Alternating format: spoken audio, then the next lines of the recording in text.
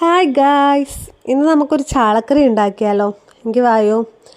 ഇന്ന് നല്ല മുഴുത്ത ചാളയായിട്ടോ കിട്ടിയിരിക്കുന്നത്, നിറച്ച് മുട്ടയൊക്കെ ആയിട്ടുള്ള ചാളയാണ് കിട്ടിയിരിക്കണേ. എങ്കിൽ നമുക്ക് കറി വെച്ചാലോ?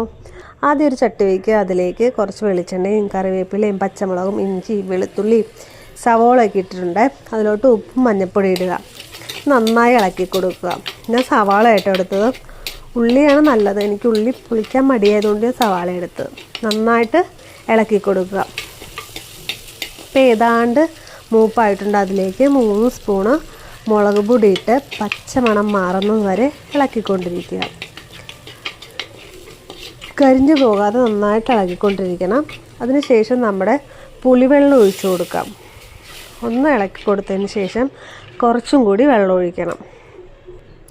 എന്നിട്ട് മൂടി വയ്ക്കണം. ഒരു തളയൊക്കെ വന്നു കഴിയുമ്പോഴത്തേക്കും നമ്മുടെ മീനിൻ്റെ മുട്ടയൊക്കെ പെറുക്കിയിട്ട് കൊടുക്കണം.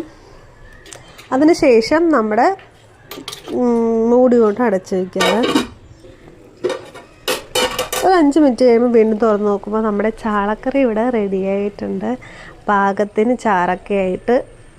അതിനുശേഷം ഞാൻ കുറച്ച് കരിവേപ്പിലയും കൂടെ ഒന്ന് തൂക്കിക്കൊടുത്തു. സെറ്റ്. എൻ്റെ വീഡിയോ ഇഷ്ടമായെങ്കിൽ ലൈക്ക് ചെയ്യാനും ഷെയർ ചെയ്യാനും സബ്സ്ക്രൈബ് ചെയ്യാനും മറക്കരുതേ.